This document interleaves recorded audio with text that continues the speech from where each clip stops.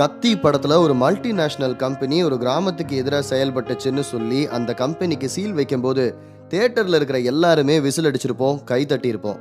ஆனா அதையே ஒரு அரசு அதிகாரி ஒரு மல்டிநேஷனல் கம்பெனிக்கு எதிராக செய்யும் போது என்ன ஆகும்னு தெரியுமா? அதை தான் பார்க்க போறோம். காஞ்சிபுரம் கலெக்டர் ஆஃபீஸ்ல திரு சகாயம் அவர்கள் டிஆர்ஓவா இருந்தபோது அவர்கிட்ட ஒரு மனுவோட ஒரு பெரியவர் வந்தாரு. ஐயா வணக்கம் ஐயா. சொல்லுங்க ஐயா, என்ன பிரச்சனை? ஐயா நேற்றுக்கு மதியானம் வெயில் தாங்க முடியல, ரொம்ப தாகமாக இருக்குன்னு ஒரு பெப்சி வாங்கினேன் ஐயா. பார்க்கவே ஒரு மாதிரி கலங்களாக தான் இருந்துச்சுங்க. சரி பரவாயில்லன்னு குடித்தேன்யா. வயிற்ற என்னமோ மாதிரி புரட்டுச்சியா. நீங்கள் தான் ஐயா பார்த்து இதுக்கு ஒரு நடவடிக்கை எடுக்கணுங்கய்யா. இந்தாங்கய்யா அந்த பாட்டில். நீங்கள் எதுக்கும் கவலைப்படாதீங்க. அரசாங்க லேபுக்கு இது அனுப்புகிறேன். அவங்க சொல்கிற புகாரை வச்சு நடவடிக்கை எடுக்கிறேன். இப்போ போயிட்டு வாங்க. ரொம்ப நன்றிங்கய்யா. அந்த பெரியவர் கொடுத்த பாட்டிலை அரசு லேபார்டரிக்கு திரு சகாயம் அவர்கள் அனுப்பிச்சு ரிப்போர்ட் கேட்டபோது பெப்சி குடிக்கிறதுக்கு ஏற்ற பானம் இல்லை, உயிருக்கே கேடு அப்படின்னு ரிப்போர்ட் வந்திருக்குது.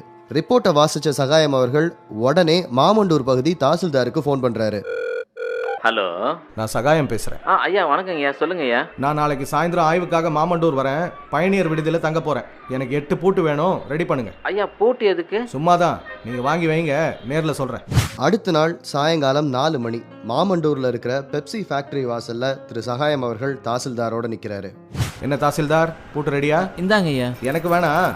இந்த நோட்டீஸை அதோ அங்கே தெரியுதுல்ல பெப்சி கம்பெனி, அதோட கேட்டில் ஒட்டிட்டு அத்தனை வாசல்லையும் பூட்டு போட்டு சீல் வைங்க. ஐயோ பிரச்சனை பெருசாயிடும். கலெக்டர் கிட்ட பர்மிஷன் வாங்கிக்கலாங்கய்யா. கலெக்டர் கிட்ட சொன்னால் கண்டிப்பாக ஒத்துக்க மாட்டார். நமக்கே அந்த அதிகாரம் இருக்குது. நீங்கள் பூட்டு போடுங்க. உங்களுக்கு எந்த பிரச்சனை வந்தாலும் நான் ஏற்றுக்கிறேன். நீங்கள் போய் பூட்டு போடுங்க அப்படின்னு சகாயம் அவர்கள் சொல்லிட்டு போய் 4 மணி நேரம் ஆச்சு.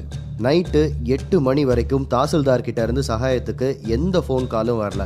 என்ன ஆச்சு அப்படின்னு யோசிக்கிறாரு சகாயம் அவர்கள். என்னாச்சு? தாசில்தார் கிட்ட இருந்து எந்த பதிலும் இல்லை. ஏதாவது பண்ணிட்டாங்களா? வேற வழி இல்லை, நாமளே போக வேண்டியதான்.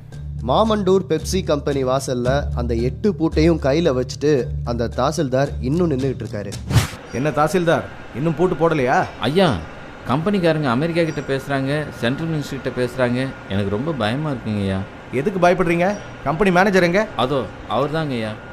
மிஸ்டர், உங்க கம்பெனி மேல வந்த புகாரின் பேர்ல தான் நடவடிக்கை எடுக்கிறோம். அதுக்கு தேவையான எல்லா ஆதாரங்களும் எங்ககிட்ட இருக்கு. நீங்க சட்ட ரீதியாக என்ன வேணாலும் பண்ணிக்கோங்க. இப்போ எங்க வேலைக்கு ஒத்துழைப்பு கொடுக்கலன்னா எல்லாரையும் அரெஸ்ட் பண்ண வேண்டியிருக்கும். நீங்க யார்கிட்ட பேசினாலும் சரி, என் வேலை எனக்கு முக்கியம் அப்படின்னு கராரா பேசின அரசு அதிகாரியை பார்த்த பெப்சி கூட்டம் கலைஞ்சு போயிருச்சு. பூட்டை போட்டுட்டு நேரா வீட்டுக்கு போறாரு சகாயம் அவர்கள். அங்க அவர் மனைவி விமலா பதட்டமா அவருக்காக காத்துட்டு இருக்காங்க. என்னங்க எங்க போயிட்டீங்க? மினிஸ்டர், செக்ரட்டரி, கலெக்டர்னு மாறி மாறி லைன்ல வராங்க. எனக்கு பயமா இருக்கு. நீ ஏன் பயப்படுற? அப்படின்னு அவர் மனைவிக்கு சகாயம் அவர்கள் தைரியம் சொல்லிட்டு இருக்கும் போதே மூத்த ஐஏஎஸ் அதிகாரி ஒருத்தர் லைன்ல வராரு. மிஸ்டர் சகாயம், யாரை கேட்டு பெப்சியை சீல் வச்சீங்க? என்ன காரியம் பண்ணிருக்கீங்க தெரியுமா? நான் என் கடமையை தான் சார் செஞ்சேன். மக்களுக்கு நல்லது செஞ்சதுக்காக சஸ்பெண்ட் பண்ணா தாராளமா பண்ணிக்கோங்க. சினிமால இன்டர்வெல் பிளாக் விட வேண்டிய மாசான ஒரு சீன். இதெல்லாம் செஞ்சு முடிச்ச உடனே நம்ம தியேட்டர்ல சட்டையெல்லாம் கழட்டி சுத்தி இருப்போம். ஆனா அது நடக்கல.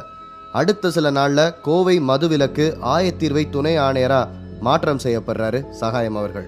பெப்சி கம்பெனிக்கு ஒரு அரசு அதிகாரி சீல் வச்சிருக்கிறாரு. பெப்சி குடிக்கிறதுக்கு ஏற்ற பானம் இல்லைன்னு சொல்லி, இதை குடிக்கிறது உயிருக்கே கேடு அப்படிங்கிற அளவுக்கு பெரிய லெவல்ல விஷயம் நடந்தாலும் எந்த பத்திரிகையிலையும் அது துண்டு செய்தியா கூட வரல.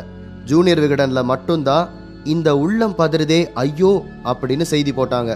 பன்னாட்டு கம்பெனிக்கு எதிராக குரல் கொடுக்கிற எந்த ஒரு காம்ரேடும் பெப்சிக்கு சீல் வச்சதுக்கு ஆதரவா ஒரு அறிக்கை கூட விடல.